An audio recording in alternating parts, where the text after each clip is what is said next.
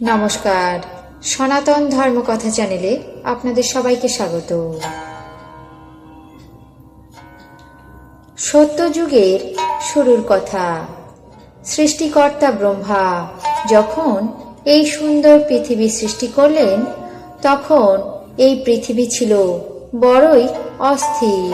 বিশাল মহাসাগর, পর্বত আর বন জঙ্গলে ঘেরা, কোনো মতেই স্থির থাকতে পারছিল না।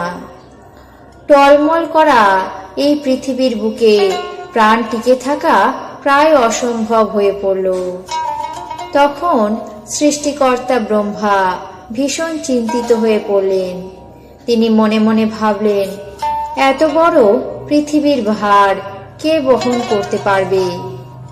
তখন তার মনে পড়ল ঋষি কাশ্যপ এবং কদ্রুর জ্যেষ্ঠ পুত্র শেষনাগ বা অনন্ত নাগের কথা। শেষনাগ ছিলেন পরম বিষ্ণু ভক্ত, মহা তেজস্বী এবং অসীম শক্তির অধিকারী। তিনি কঠোর তপস্যায় প্রজাপতি ব্রহ্মাকে সন্তুষ্ট করেছিলেন। ব্রহ্মা একদিন শেষনাগকে ডেকে বললেন, হে অনন্ত, তোমার শক্তি অসীম। তুমি এখনই পাতালে গমন করো এবং তোমার সহস্র ফণার উপর এই চঞ্চলা পৃথিবীকে ধারণ করে স্থির করে রাখো। শেষনাগ তখন সৃষ্টিকর্তা ব্রহ্মার আদেশে পাতালে প্রস্থান করলেন এবং নিজের ফণা বিস্তার করে পৃথিবীকে ফুলের মতো আলতো করে তুলে নিলেন। পৃথিবী তখন স্থির হলো এবং শুরু হলো প্রাণের সঞ্চার। যুগের পর যুগ কেটে যেতে লাগলো। সত্য ত্রেতা যুগ পার হয়ে এলো দ্বাপর এবং তারপর কলিযুগ।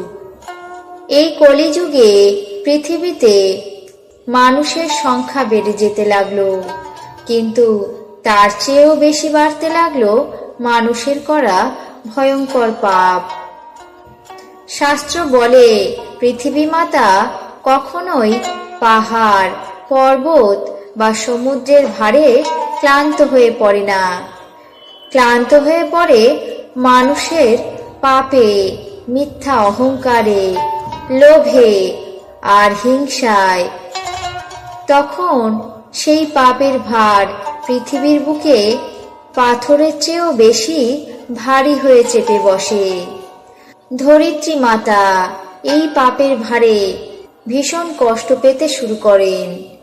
সেই ভার গিয়ে পড়ে সরাসরি পাতাল লোকে থাকা শেষনাগের মাথার উপর, যিনি এই পৃথিবীকে সুন্দরভাবে স্থির করে ধরে রেখেছেন।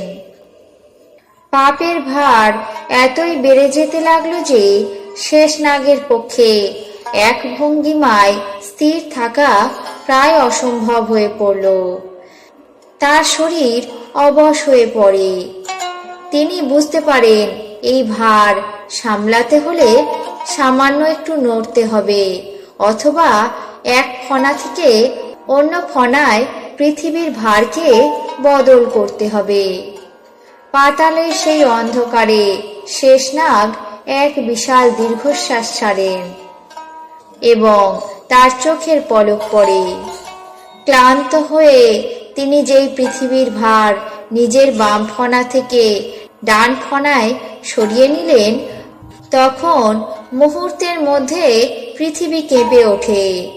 মানুষ দেখতে পায় গুরুম গুরুম শব্দে মাটি দুলছে।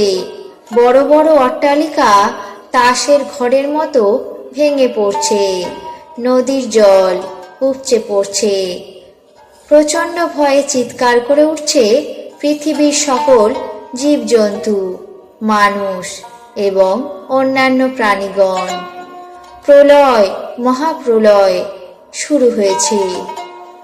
আসলে সেটি প্রলয় নয়, সেটি হলো শেষনাগের সামান্য নড়াচড়া।